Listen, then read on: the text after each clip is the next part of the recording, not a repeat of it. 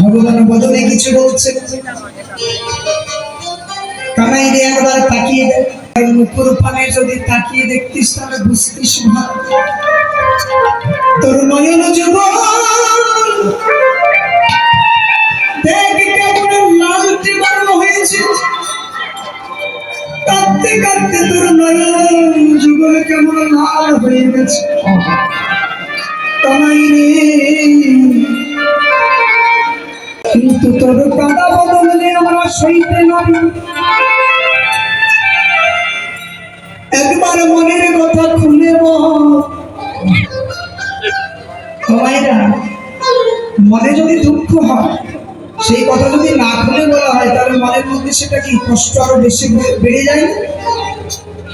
আর যদি কষ্টের কথা এটা যদি কারো নিকট খুলে বলা যায় তাহলে মনের দুঃখ কিছুটা লাভ হবে। কানাই রে একবার খুলে বল তোর মনের কথা। ভগবান শ্রী গোবিন্দ এবার সুবলের কথা শুনতে শুনতে শুনইতে ওই ছন্দ সহচর পারি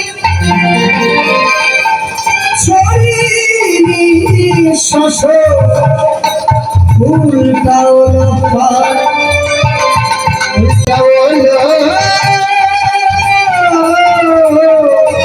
এবার গোবিন্দ আর কি করলেন, সুবলের কথা শুনে এবার হাতটা শুধু উল্টিয়েছে। এবার সুবল বলছে না, ওই দেখো ভাই কানাই দ্বার খুলেছে গো।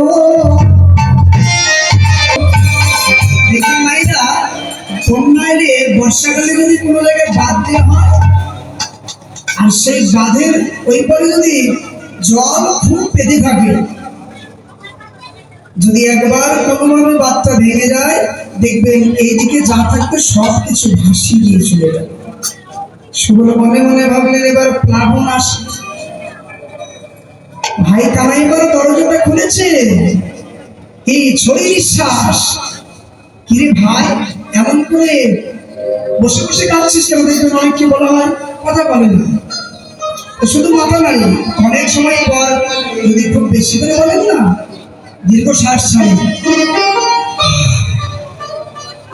মানে বলতে পারছে না মনের যন্ত্রণা, তাই ছোট করে একটা নিঃশ্বাস পেয়েছে, নিঃশ্বাসের দ্বারা পৌঁছে দিচ্ছে আমার হৃদয়ে বড় যন্ত্রণা। এবার সুবল মনে মনে ভাবলেন ভাই কানাইয়ের বাঁধ ভেঙেছে, রাধা প্রেমের বন্যা দিয়ে এবার প্লাবিত করবেন। সুবল যখন কিছু বলতে পারছেন, লীলা দর্শন করছিলেন ঘনশ্যাম দাস, বললেন সুবল আমি বলে দিচ্ছি, দূর মোরাহ মনোময় অভিলাষ সমঝিয়া কহ ঘনশ্যাম দাস। ঘনশ্যাম দাস বললেন সুবল তোমার ভাই কানাইয়ের লীলার মধ্যে তুমি কেন? এই জগতের কোন জীবের সাধ্য নাই যে প্রবেশ করতে পারে। যদি তোমার ভাই কানাই কাউকে কৃপা করে লীলার মধ্যে প্রবেশ না করে, এই বহুনাম চন্দ্র নামন্তে জ্ঞানবাদাম প্রবর্তন্তে বাসুদেব সর্বমিতি শ্রমহমাসুদেব। ভগবান কি ভাই বলছে, আমি কৃষ্ণ ভগবান আমাকে জানতে পারে, এরকম মহাত্মা জগতে বহু দুর্লভ। বহু জন্মের সত্যতির ফলেও মানুষ জানতে পারে কৃষ্ণ ভগবান, এরকম মহাত্মা বড় দুর্লভ জগতে। শুধু তাই যে ভগবানকে জানার জন্য পাওয়ার জন্য যারা বসেছে, এই ভগবানকে স্বয়ং সৃষ্টিকর্তা ব্রহ্মাই আজ পর্যন্ত দেখতে ব্যর্থ। এই জন্য লীলার সঙ্গে একটু বিচার করতে হবে, তবে তো হৃদয়ের মধ্যে দীনতা আসবে। আর দীনতা না যদি আসে তাহলে আপনি পাবেন কি করে? এই জন্য তো আমরা গুরু ধরি, এজন্য আমি গুরু আর আমি হচ্ছি লোক। আমার মধ্যে যদি দীনতা না থাকবে তাহলে গুরুদেব কি আমার কিছু দেবে? গুরুদেবের চরণে প্রণাম করে মাথা আমরা তো প্রণামও করতে জানি না। জানি গুরুদেব এসেছে বাড়িতে, প্রণাম করেছে, গুরুদেব আশীর্বাদ দেবে না, দেবে আর কেউ নেই। কি রে, এই গুরুদেব চরণে কেউ না, পড়েছে আর উঠেছে, কি করে প্রণাম করছে, পড়েছে আর উঠেছে। আর এখন দেখবেন কি একটা প্রণাম করার স্টাইল, গুরুদেব অষ্টাঙ্গে প্রণাম, পঞ্চাঙ্গে প্রণাম, এগুলো খুব কম দেখা যায়।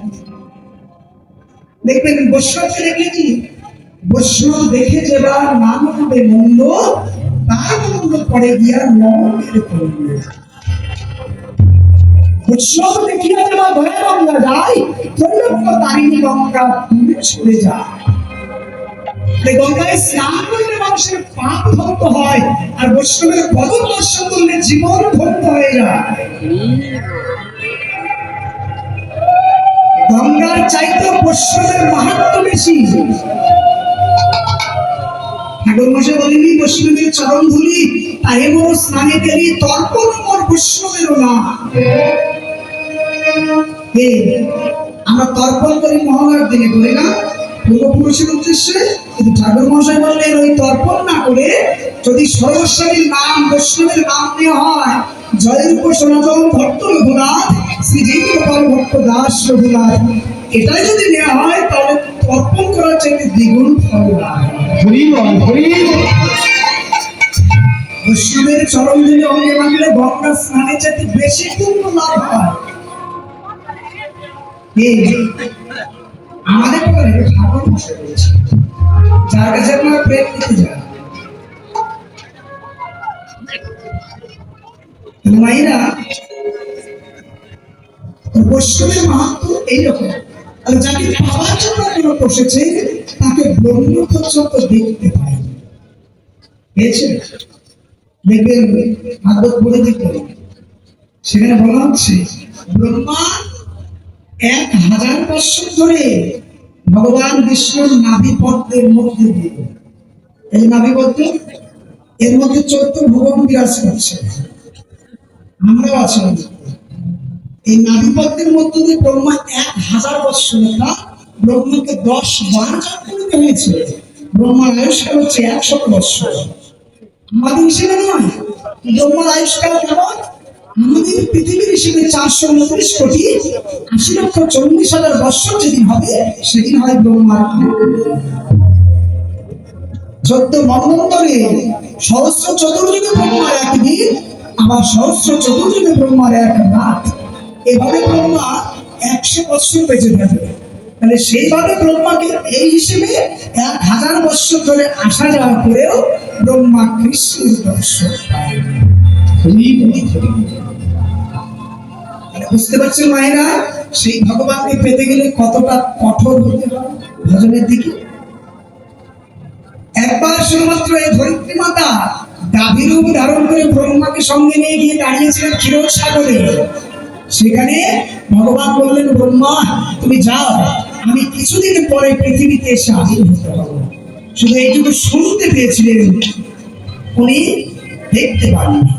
ব্রহ্মা হচ্ছে আমাদের দাদু, আমরা মানুষ জাতি, আমাদের পিতা হচ্ছে মনু, আর মনুর পিতা হচ্ছে ব্রহ্মা। সেদিক দিয়ে দেখতে গেলে ব্রহ্মা আমাদের দাদু।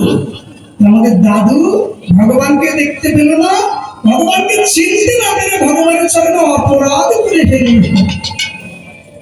অপরাধ করেনি? দেখবেন আপনারা ব্রহ্মমোহন লীলা আস্বাদন করে দেখবেন, বৈষ্ণবীরা যখন দেবপুষ্টির পদাবলীগুলো হয়, দেবপুষ্টির পদে দেখবেন ওগুলো আছে। হংসের উপরে চড়ি চতুর্মুখে মন্ত্র পড়ি, স্তব করে কানে চারিপাশে, দেবপুষ্টির পদে। এর মধ্যে দেখবেন সেখানে বলা হচ্ছে ব্রহ্মা কি অপরাধ করলো? কৃষ্ণকে চিনতে পারেনি। আরে যিনি স্বয়ং ভগবান, তিনি কখনো গরু চড়াতে পারেন? এটা হয় মেনে নেওয়া যায়? ভগবান কখনো গরু চড়ায়? এই জন্য চিনতে না পেরে তিনি কি করলেন? ভগবানের সখা থেকে এবং ধেনুবর্ষকে চুরি করলেন। চুরি করে নিয়ে গিয়ে একটা গুহার মধ্যে যখন রাখলে, 1 বছর পরে ব্রহ্মা তাকিয়ে দেখলেন যেভাবে কিনা চলছিল বৃন্দাবনে, ওইভাবেই কিনা চলছে। ব্রহ্মা অবাক হয়ে গেলেন। তবে সেই গাভী এবং রাখালেরা কি চলে গেছে? একবার গুহার মধ্যে তাকিয়ে দেখলেন যাদেরকে বন্দি করে রেখেছিলাম তারা সবাই আছে, আবার তারাই বৃন্দাবনে খেলছে। ব্রহ্মা বুঝতে পারলেন কৃষ্ণ সাধারণ কোনো ব্যক্তি নয়, সাধারণ মানুষ নয়। আছাড় খেয়ে গিয়ে পড়েছিলেন ব্রহ্মা কৃষ্ণের চরণে, হে গোবিন্দ, যে ব্রহ্মত্ব জ্ঞানে তোমার মতো ভগবানকে জানা যায় না, তুমি আমার সেই ব্রহ্মত্ব জ্ঞান কেড়ে নাও। আর আমার ইচ্ছে হয় তোমার এই ব্রজবাসীদের দ্বারে দ্বারে, তোমার এই মধুময় শ্রীধামে বৃন্দাবনে বৃন্দাবনে আমাকে তুমি কীট পতঙ্গ করে পাঠিয়ে দাও। যদি কীট পতঙ্গ হওয়ার যোগ্যতা না থাকে, হে ভগবান, তুমি আমায় বৃন্দাবনের তরুণতা গুণ্য করে পাঠিয়ে দাও। যেদিন তুমি বৃন্দাবনের মাটির উপরে চরণ দিয়ে হেঁটে যাবে, আমি যদি তরুণতা গুণ্য রূপে জন্ম, হে গোবিন্দ, সেদিন আসতে যেতে চরণ এই হৃদয়ে, আমি হৃদয়ে বৃন্দাবন কি, শ্রীমতী রাধা রানী কি, পরমেশ্বর শ্রী গোবিন্দ কি, পরমেশ্বর ভগবান শ্রী গোবিন্দ কি, হরিনাম সংকীর্তন কি, ভাইয়া বাজিয়া কি, ঢোল করতাল কি, আপন আপন শ্রী গুরুদেব কি, সমস্ত ভক্তবৃন্দ কি, মহাপ্রসাদ কি, হরিনাম যজ্ঞ কি, ঢোলেরা কি, কমিটি বৃন্দ কি, জয় জয় শ্রী রাধা কৃষ্ণ, জয় হরি হরি হরি।